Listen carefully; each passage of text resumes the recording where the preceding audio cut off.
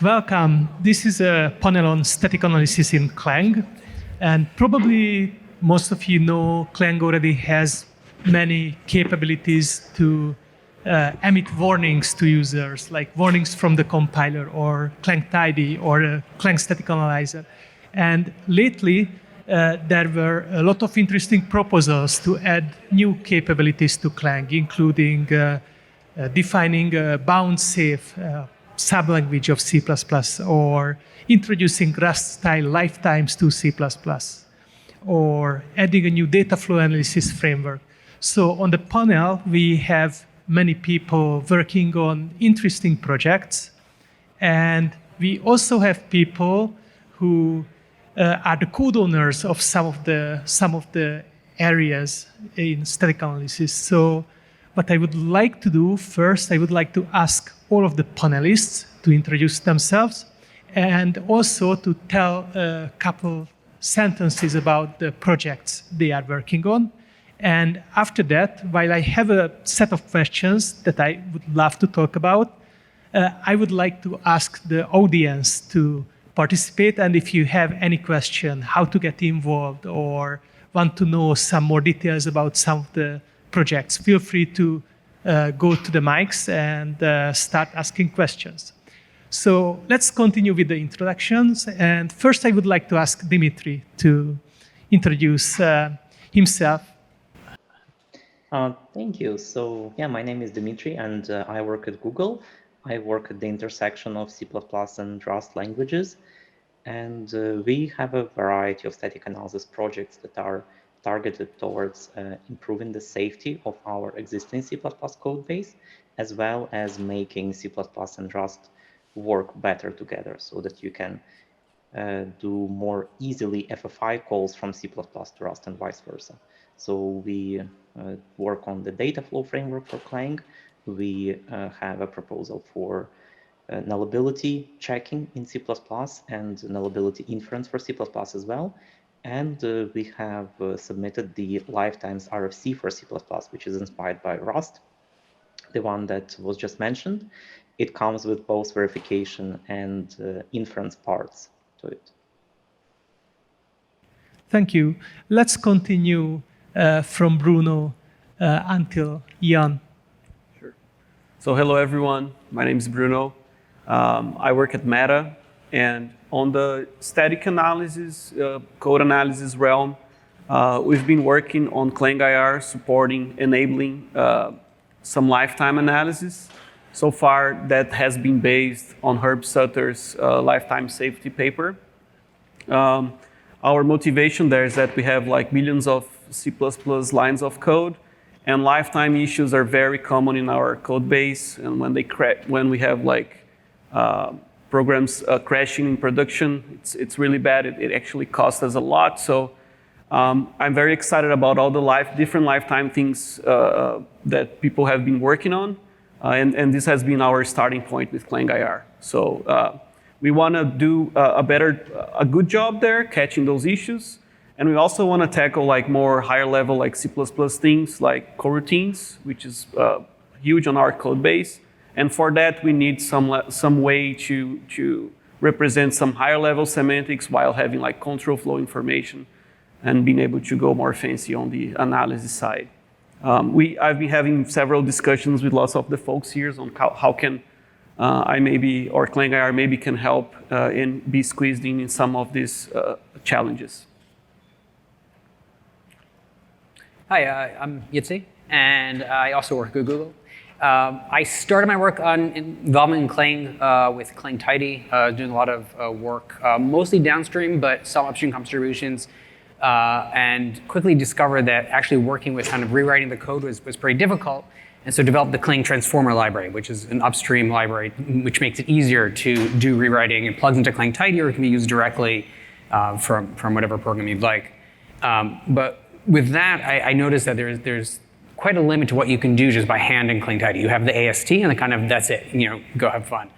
So Dmitri actually started a project internally to develop a dataflow analysis framework that's built off the AST, and we worked together then to upstream that, and that became the Clang dataflow framework. So that's my main focus now, is kind of improving that framework, and also some of the analyses that are kind of built on that framework, like the nullability analysis. But also we're still kind of a lot of interest in making that, bringing that back to Clang Tidy to make it just easier to do more sophisticated analyses and rewriting as a result of those analyses. Okay, so hey, I'm Artem. I am the maintainer of the Clang Static Analyzer. It's like, I guess it's the oldest static analysis solution in Clang, dating back to like 2009. It's famous for its very long and verbose reports, where it tries to explain to you an entire execution path that it finds problematic. And it's pretty versatile tool. It can find like null pointer references, memory leaks, unisolate variables, this sort of stuff. Like statically.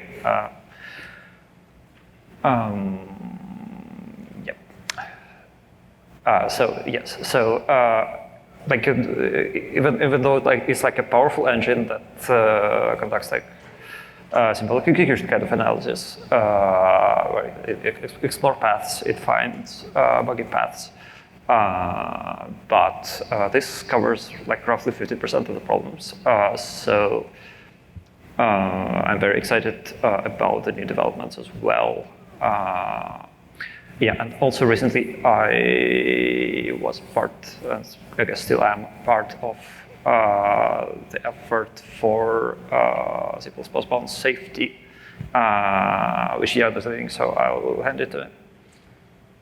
All right, hi everyone, my name is Xiong, I work at Apple. I'm on the same team as Artem, and I'm here to represent C++ safe buffers, so Artem can focus on static analyzer. And just a motivation or a little bit of context for our effort, we are entirely driven by security. That is both for our existing C++ code and for code that will be newly written. And our approach to security, specifically to bound safety of C++, is to use library-based approach. So we have hardened libc++, and now we are constructing an entire user model and tooling that supplements that. Great. And I'm Gabor. I will moderate this panel. I work for Microsoft, and before joining Microsoft, I worked a lot on the Clang Static Analyzer. Lately, it's more of a hobby project of mine. But I'm still active in the LLVM community, participating in design discussions and reviewing patches. Yes, so we're actually co-code owners. That's now a thing. I'm a co-owner of the Clang Static Analyzer. So until the audience thinks about questions, my first question would be, do you need help, and how to get involved if someone is interested in joining some of these efforts? And before we go to the answers, I would like to call out the single slide we will have during this panel that has a link and a QR code that will lead to a single one-pager that has links to some useful resources like documentation and talks, just in case someone wants to get involved in some of these projects. So let's start now with the other way around, with Jan. So what would be the best way to get involved in the projects you're working on? So currently, I would say stay tuned. We are at the very beginning of the project. Give us a little bit of time until we bring up the machinery, but ultimately, there will be a lot of potential for other folks to get involved. Namely, if we step back, the model is to divide C++ code into hopefully significantly larger safe parts, and then hopefully very, very tiny, small, possibly unsafe part that would probably attract more scrutiny, more testing, all sorts of resources to make sure that there's no bound safety bugs. And so that's the approach in the abstract. we are using hardened lib C++, and we are targeting C++. That, however, is not a fundamental constraint of this approach. So there already have been some interest in using other libraries, possibly also targeting C and using other kinds of facilities there with the same overall mindset. So I would say for now, let us bring up the general machinery and let us find a path on the specific case of lib C++ and C++. And later on, this machinery should be general enough to support other projects and other use cases as well. And that would be the perfect opportunity for interested folks to jump in and bring their own solutions. Artem? Okay, yeah, so for the static analyzer, so it's kind of interesting. So there's a lot of documentation, including the documentation behind that link, but it's pretty spread out. So I think the easiest way to contribute to the static analyzer is like try to implement a new warning, right? A new, what we call a checker, like a tiny self-contained module. Well, not really self-contained, but still like a module that teaches static analyzer how to find a specific kind of bug. We have like a website page in clang-analyzer.llvm.org with some ideas for that. Some of the ideas are good, some of these ideas are bad, so like talk to us on the mailing list. Yeah, we should clean that up. And yeah, like in order to find out how to do that, how to write the checker, right? So there's an amazing LLVM developer meeting tutorial from 2012 by people who developed the static analyzer originally. Like it's still very relevant, and like some things have changed, and I guess the most important thing that has changed since then was, well, we identified a few places where you can accidentally shoot in the food, so shoot yourself in the food. So yeah, these days we're more aware of that, so we will be able to talk to you about it later. But like for your initial experiment, like just watch that video. Like 8 years ago, I watched that video. I fell in love immediately. It's like a very powerful and very simple framework to find bugs, like sophisticated bugs for like multi-step bugs in the code. Yes, so like behind that link, there's a few other tutorials, and there are like. Yeah, but generally like this. Like getting new checkers is the easiest way to contribute. There are also like a few bug fixes to the static analyzer engine itself that I can recommend, but the list changes regularly. So yes, and also we have historically been running Google Summer of Code. So if you're a student, you're super welcome there. Like we did that every year since like 2016 at least.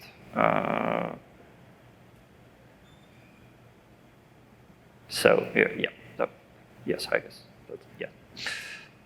Cool. So to answer your question, yes, we're very interested in help. We do not have a lot of people staffing this. It has enough that we have momentum.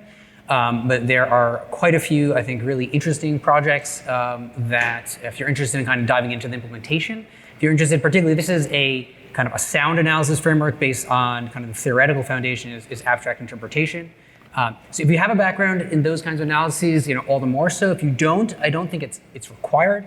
But that's kind of just the development, the engine side. As a user, we're also looking for more people who are interested in that. We just, I think in the past 2 weeks, had someone who contributed sign analysis really as a kind of a demo, but kind of using the framework and kind of seeing how well we can do that. But we definitely, as much as it's oriented, it's a framework supposed to have kind of a variety of users. We need more. We've really been kind of doing it, using it ourselves. So we want to have more people who are interested in kind of playing with it, trying it out, and telling us where it's broken, where it doesn't work, where it's hard to use, where the documentation isn't good enough. So I think helping from either end is very much appreciated.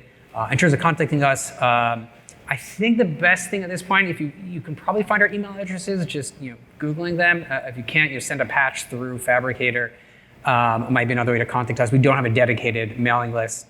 I think Discourse can also be a way to get our attention. As far as I know, we're all on there. Dimitri and I definitely are on there, as well as some of the other major contributors. But it's very open. Even within Google, it is a multi-team effort. It's not like it's just some small kind of a cliquish group. We really do like working with others. So yeah, thank you. So on the Clang-IR side, we are still very early in development as well. There are three main ways that I think that are more welcoming for participation. I think the first one is if there's some kind of code that you want to see building, try it out. It will probably break. And that's a good starting point on like how getting involved. You try to fix it, try to see if you can run it through some of the lifetime stuff we've been doing. That's one way to start it. Another one is that there are many pieces of already well-established static analysis and code analysis resources in Clang, as like a bunch of the involved people are here, and there's more in the conferences. But it will be one side of the story we want to figure out is how to bridge Clang-IR to the existing awesome tools we have. So for example, the dataflow analysis framework, as I've been talking with Yitzhak, it's written in a way that it's somewhat not hard to like plug in Clang-IR and see what kind of things we can get out of that.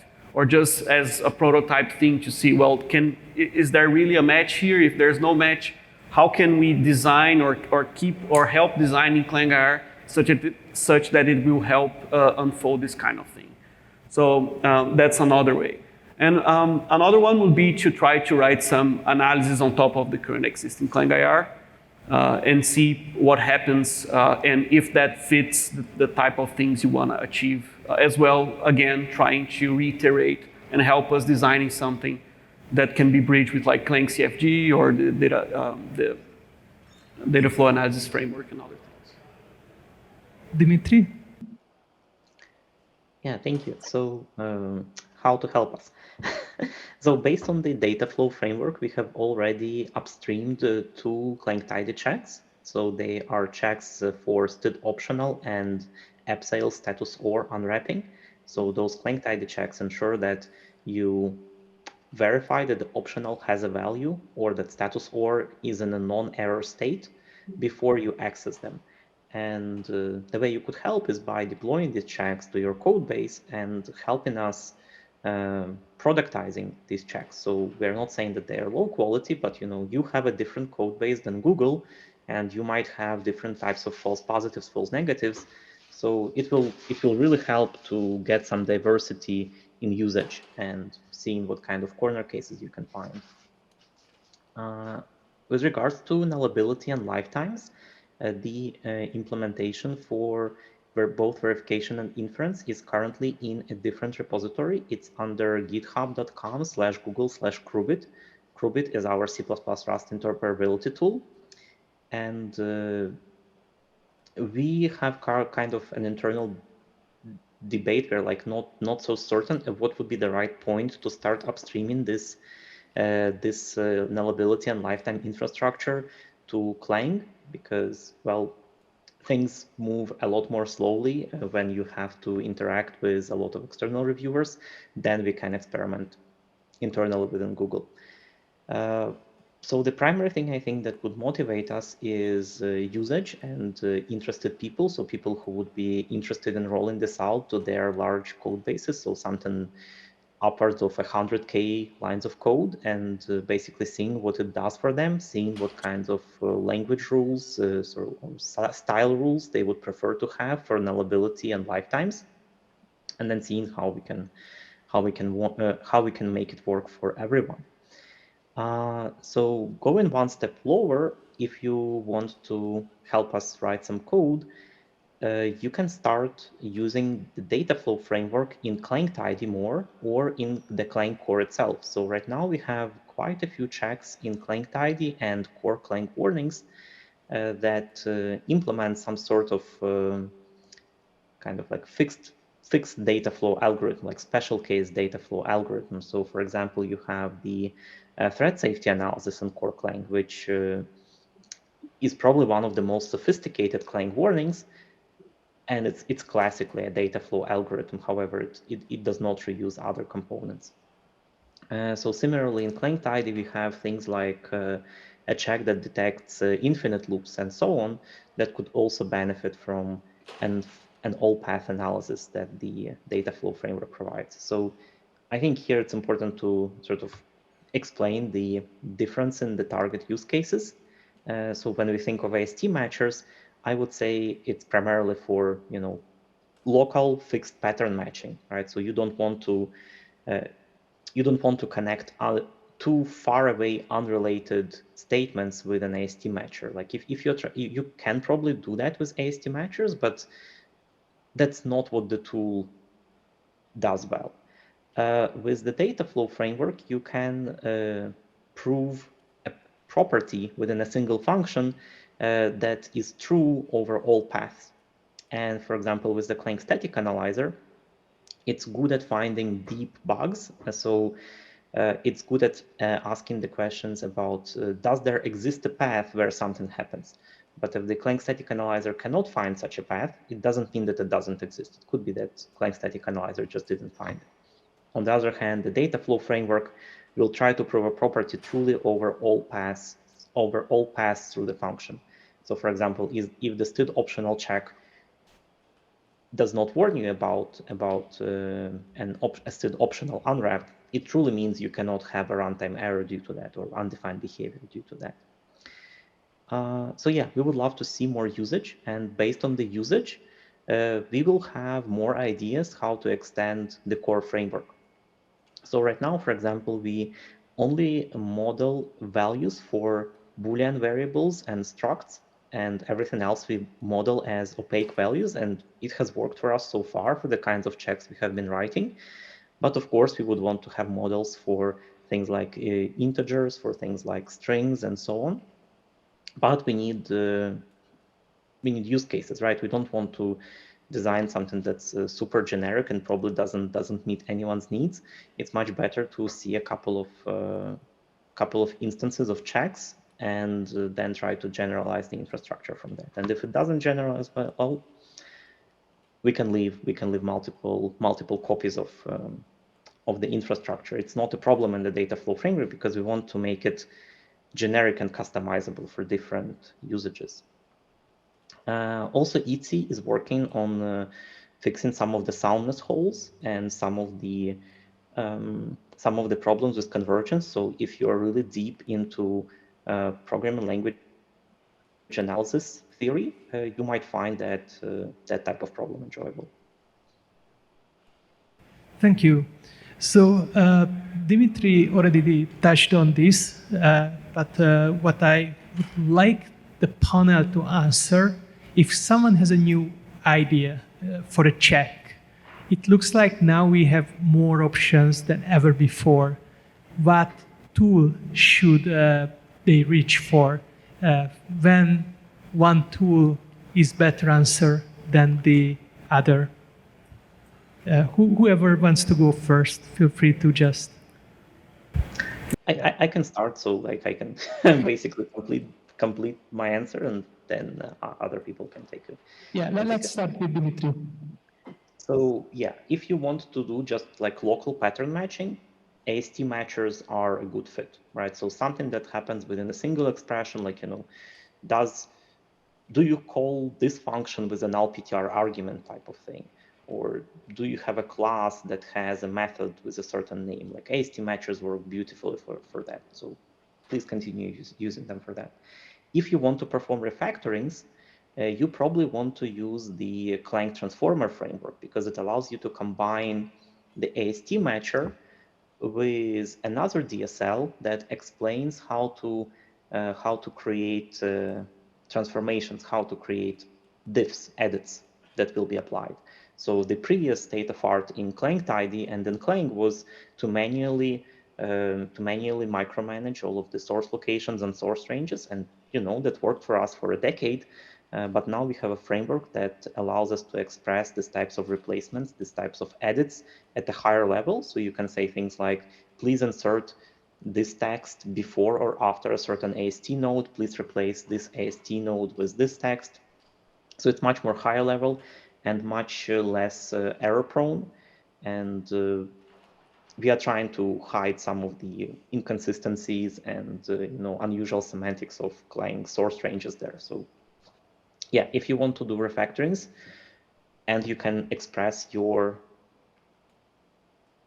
pattern that you're replacing with an AST matcher, then you can as well use the Clang transformer framework to describe the replacement pattern.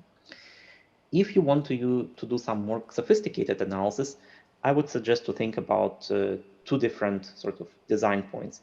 Are you trying to do bug finding? So you would be happy if the tool found some bugs, but you don't need the tool to prove your code safe. In that case, Clang Static Analyzer is really the most powerful tool for the job. On the other side, if you want to be able to prove your code safe and you're okay with the tool producing false positives, so for that case, you would want to use the dataflow framework. However, I just used the term false positives. That's because that's the existing term of art to use. However, for the dataflow framework, specifically for nullability and lifetime problems, what we have found internally is that we shouldn't really think of them as false positives. Instead, we should think of this as basically changing the style guide for the language, right? Like we would be able to say, hey, we understand that some of your stud optionals always have a value and you can just unwrap them in the middle of a function without any local information suggesting that that stud optional has a value. However, in this code base, we consider that to be a bad practice. Just like naming a variable with an inconsistent casing or something like that would also be considered bad practice. So in this code base, we consider that it is correct and it is the only acceptable solution to have a has value check before you unwrap the optional. So the same thing for nullability. Before you dereference a pointer that's nullable, your style group in your organization has decided that yeah, you must locally prove that the pointer is not null. So once you reframe the problem like that, people become a lot more receptive to these false positives because they're not false positives. They are basically automated code review comments where, instead of another person telling you, hey, this isn't according to the style guide because it's not obvious why this pointer is not null, there's basically a robot telling you about that. We also have a little bit of tension between core Clang warnings and the static analyzer and the Clang Tidy, and I would love to see some more convergence there. The tension specifically is that in the core Clang warnings, the bar for including a new warning is high, in particular because the implementation is quite intrusive, right? So we intermingle the semantic analysis of the AST together with the production of warnings. And that's good because sometimes you get access to a little bit more information, but it's also harmful for code health because SEMA is a really complicated component. So obviously, unless somebody who is pitching a new warning can really prove its high value, they can unfortunately get rejected. But as a Clang Tidy, we would be fine. However, Clang Tidy is typically run as a separate tool. So if you have an existing system that compiles your code, it's not that much more effort to just include some warning flags.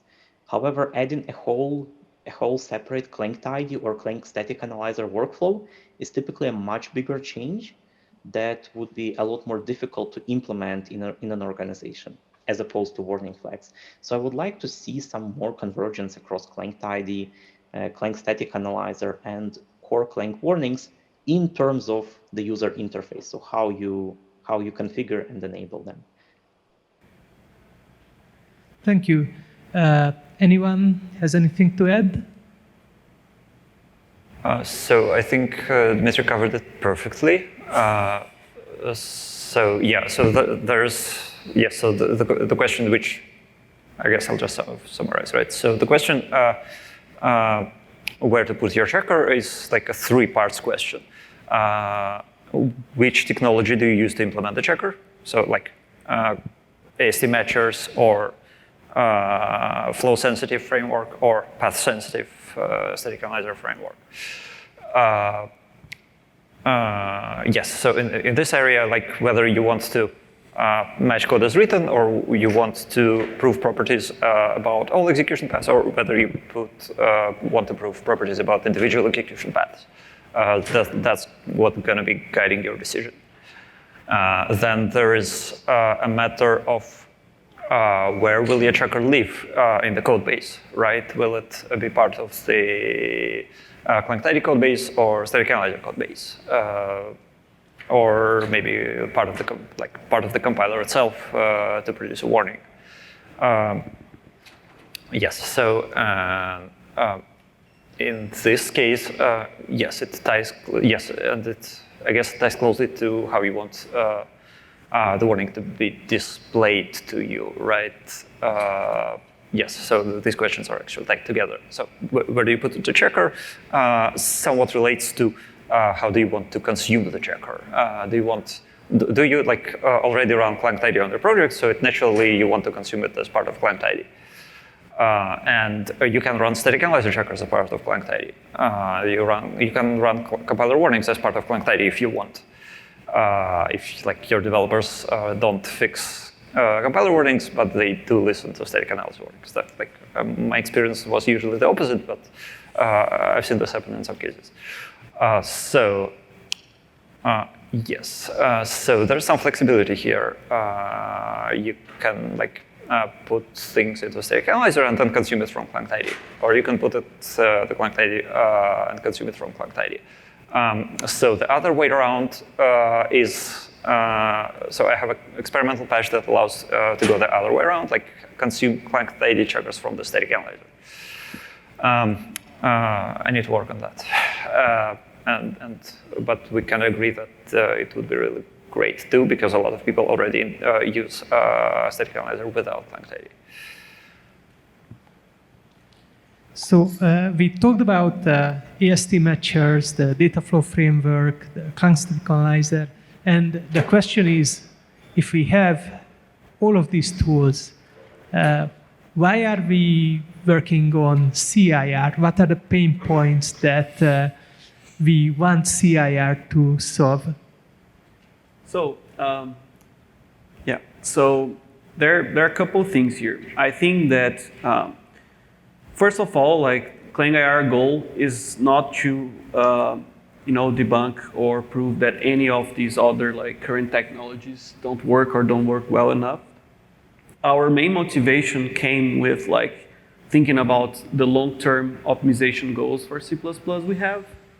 However, we saw as part of it that some of the other technologies, like for example, Clang CFGs, has some limitations.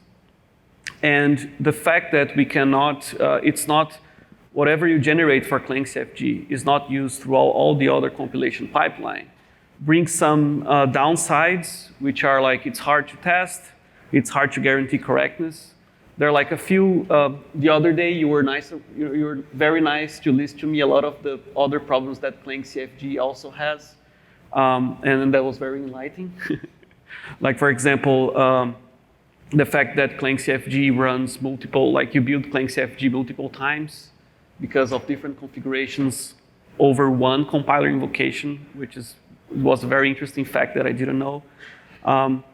But I think that as part of having an IR that will be used to represent more semantics about C and C++, I think it will be a natural fit that this could be used as a core technology for some of those pieces. So I think like we can see as ClangIR being used to leverage and improve some Clang Tidy checks, we see that it could be used as another way or another backend to go about the data flow analysis framework. Some interesting properties that we included in the design we like is like how we represent scopes, how we plan to represent coroutines that we're currently working on. Like if you look at C++, all the, again, like lifetime related things, you have full expressions and you have temporaries, and sometimes actually it's very common that you just get lucky of things working, but you're using things that lifetime already expired. And all of those things are an intrinsic part of how ClangIR is designed. And I think by providing that technology, we have one more tool and one more way to reason on top of C++ code, which is something that we want to attack in all possible fronts because it's complicated enough that it deserves it. Thank you. One limitation that I would like to call out with our current CFGs, I think it doesn't have particularly good support for modeling exceptional pads.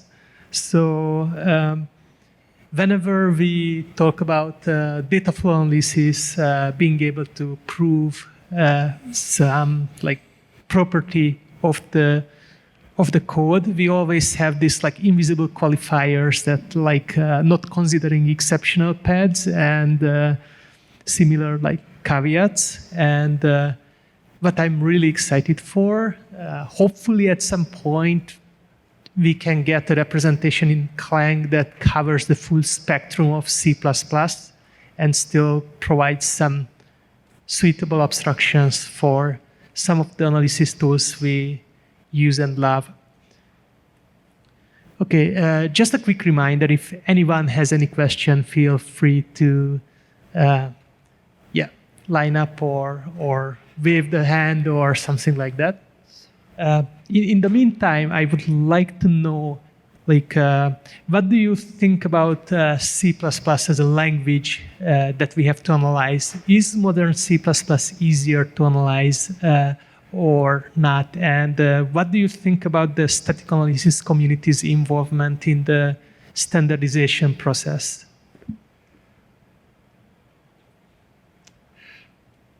Okay. Yeah.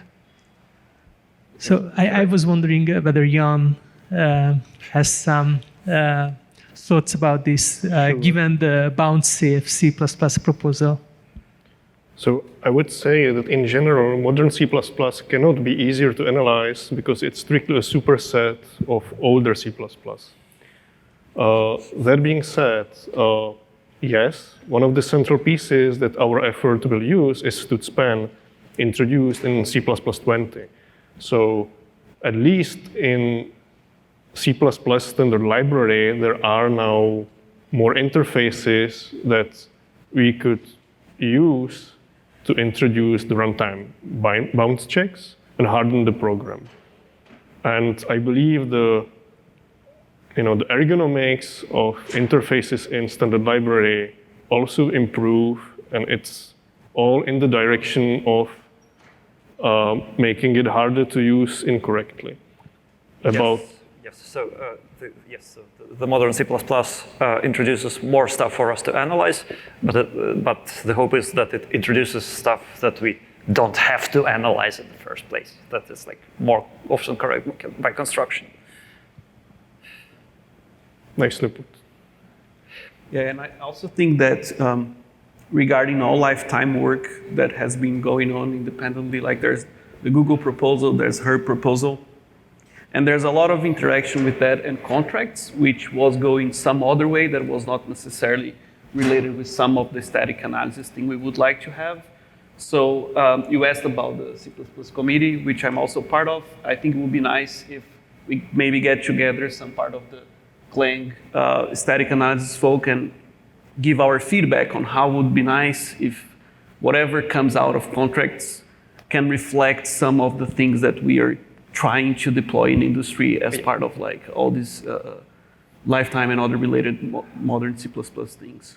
Yeah, I absolutely love that. And the Clang Static Analyzer with like its path-sensitive nature, explosive path-sensitive nature, benefits a lot from users being able to document contracts. And like right now, the only way to document contracts is assert, which is not even a language feature. It's a macro that expands to something that introduces a scope that contains an if statement and then a trap instruction.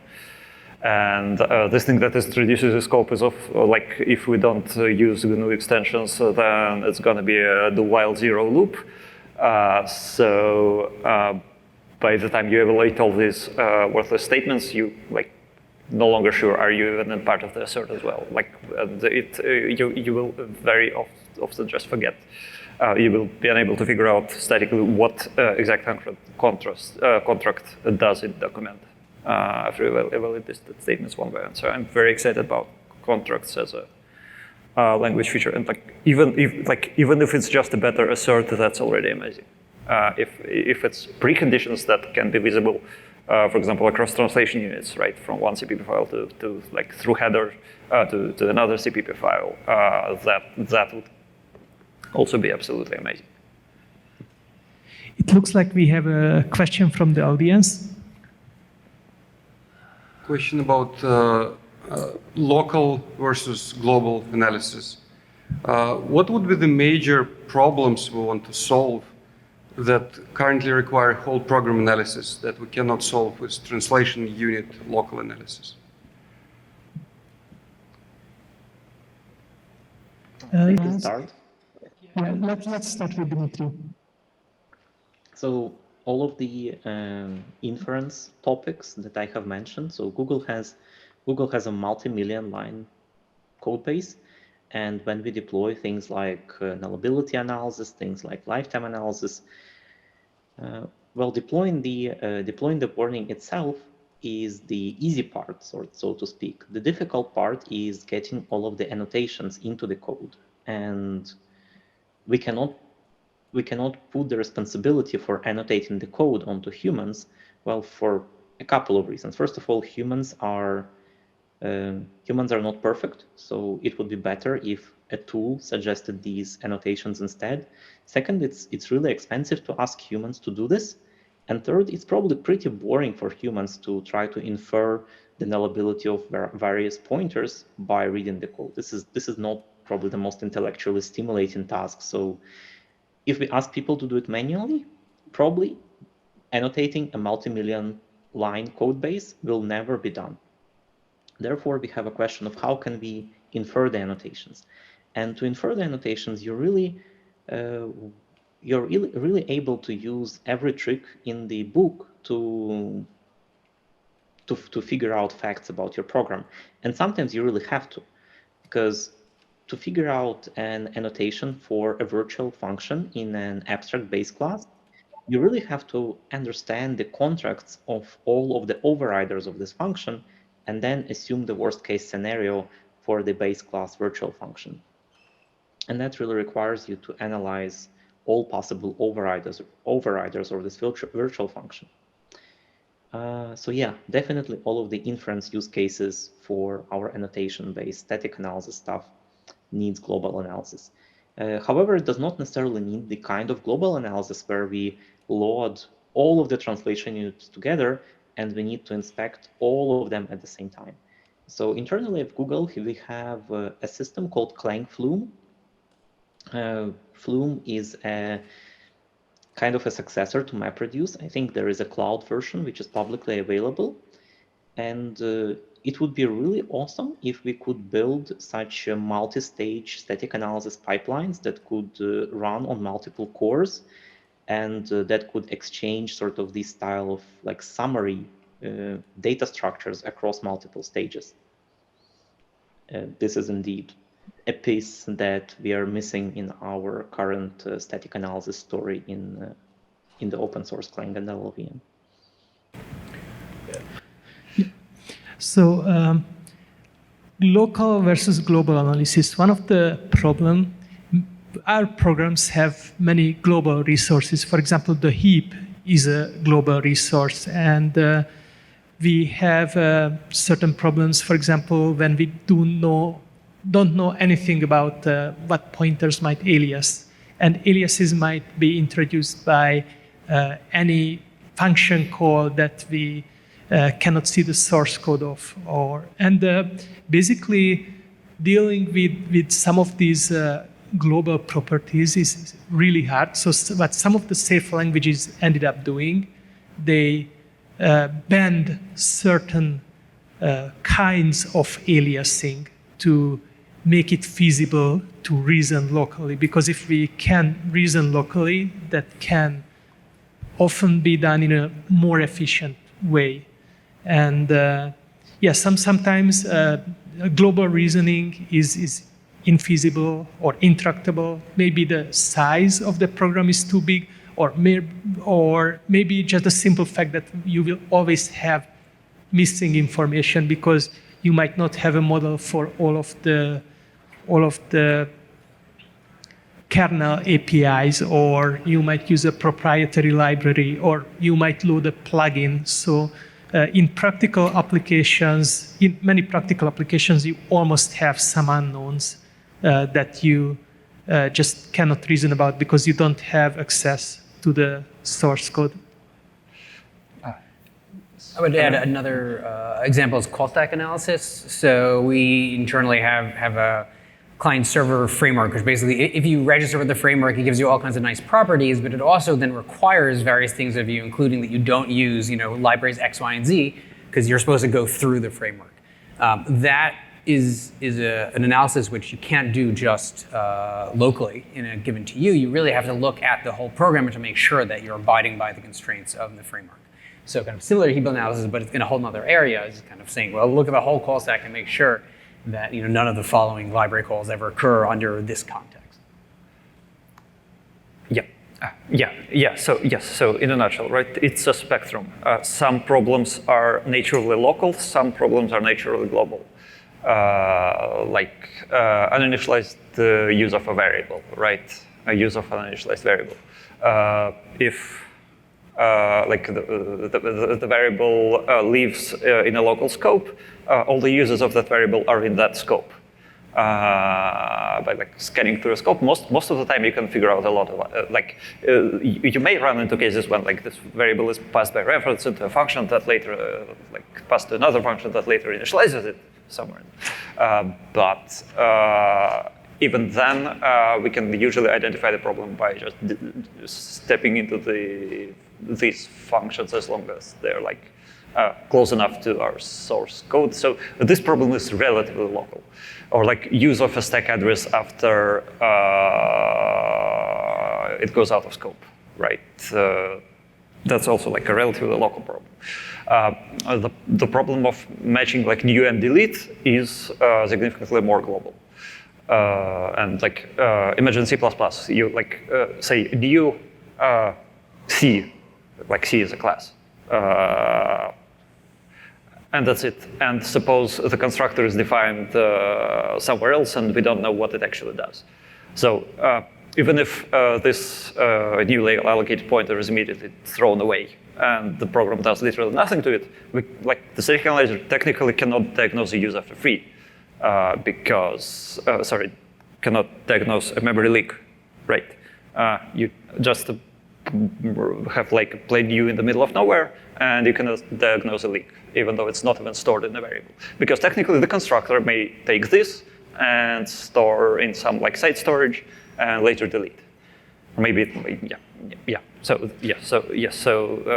technically, yes. So without seeing what the constructor does, we cannot do a good job there.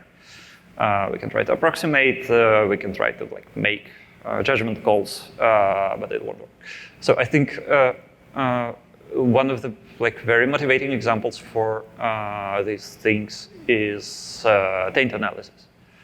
So security thing where you track attacker control data as it passed into sensitive functions. This is very non-local problem because usually input is layered in 5 different layers of abstraction. Then the actual use is layered into 5 other different layers of abstraction. And the Clang Static Analyzer chokes on the amount of code, and most of the time it cannot even find a single function in which both the input and the use occur. It only finds parts of the picture. So this is definitely the kind of problem that whole program analysis could help with. Of course, like whole program analysis is like not just something that magically happens. It comes with like cost of complexity and yeah, like it's like difficult to get right. It produces its own set of problems and like its own explosion in complexity and algorithmic complexity of the analysis. But yes, if we like magically could have that, we could make such checks that are much more powerful. And yes, as Gabor explained, we also like just improve overall quality of the rest of the analysis because we no longer don't know what a function does. And tangential, well, on the tangential of this is like, I think that ClangIR would be really helpful in some of that because by using MLIR, it can provide the easily way to do like procedural analysis. And when we have some thin LTO like story, we could leverage something that does cross-unit analysis, and it's also could be able to be used for optimization, which is I find very interesting. I would just add that a common way to work around the limitation of having analysis of a single translation unit at a time is to use attributes. Yes. And that is, again, what we plan to do with C++ safe buffers. Yeah. Attributes is a communication channel, and it can be separately analyzed on both sides, but ultimately conveys some metadata about the code. Yes, so like, it's often possible to like mitigate the lack of whole program reasoning by offloading some work to the user and like turning a global problem into a local problem this way. And of course, it comes with like much larger cost for the users. Like instead of just pushing a button and running the tool and like seeing the results, they now have to like commit changes in the program to add annotations, and this becomes like more difficult. So I think it's not going to be a big problem with the like safe buffer software because the whole point is to provide a modernizer that will do that work for the user. But like for like more general purpose static analysis, it often is significantly more expensive, and it can still be worth it. Like I've totally seen it work in a number of cases. But it's definitely more costly than like a push button solution. We are pretty close to the end of this panel. So before asking the last question, I wanted to ask if any of you wanted to touch on something that you feel is really important and we should talk about. I have a tiny remark that I wanted to make. Yes, so we talked about which tool do you put the checker in, and I think our replies were like pretty confusing. This is actually like not a trivial problem. So, and like what I wanted to say is, I really encourage you to just talk to us. Come to like LLVM discourse, also known as mailing lists, and just ask, hey, is like I'm not sure whether it's an all path problem or like a single path problem. Can you clarify that? And like we'll be happy to talk about that. Great.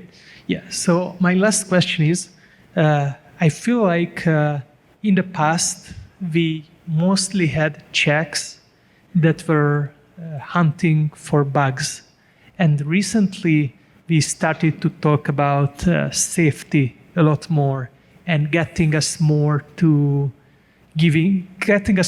to giving guarantees to the user, at least to a certain point, and potentially with some qualifications. So my question is, what happened? Why now? I can't speak to history, but personally, I come from a type theory background, and so everything is about soundness and safety. And so, since landing at Google, I've always kind of had a wish to do this kind of work. And so, I appreciate bug finding, but for me, it's kind of a personal predilection. I would also add there happens to be some really good data backing up that it pays. That doing it right, having a sound analysis that can actually kind of eliminate, say, null pointer dereferences is going to save you production crashes. So that's compelling to people who don't care about the theory, but just want to make sure there are fewer production crashes. I would also say that there has been a lot of recent success with new programming languages, and especially with migrating whole ecosystems over from languages that provide less compile time safety to languages that provide more compile time safety. So you can think of mixing Java and Kotlin. So it's two programming language, but it's one ecosystem, transition in JavaScript to TypeScript, Objective-C and Swift, and so on.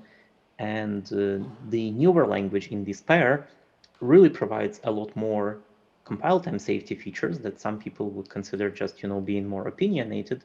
But, once you start programming in those languages, you can really see that it really helps.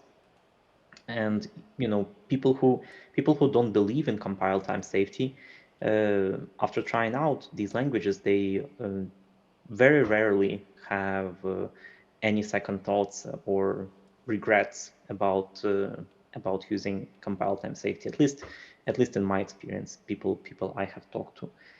And I think this is starting to reach the C++ community as well.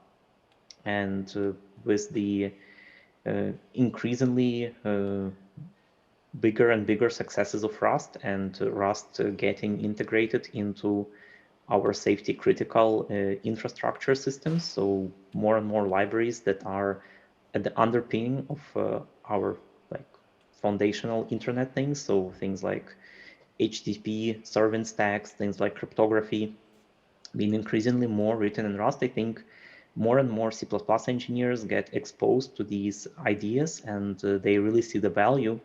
However, rewriting C++ code in another language is, while it might be a very good way to get safety, it's pretty often not economically feasible. So here comes the question of can we bring some of these compile time safety successes to C++, even in a limited form, but in a way that's gradually deployable to existing code bases. Thanks. We are unfortunately out of time, but if someone want to add something very brief, like one sentence, feel free to. In this case, thank you for the attention.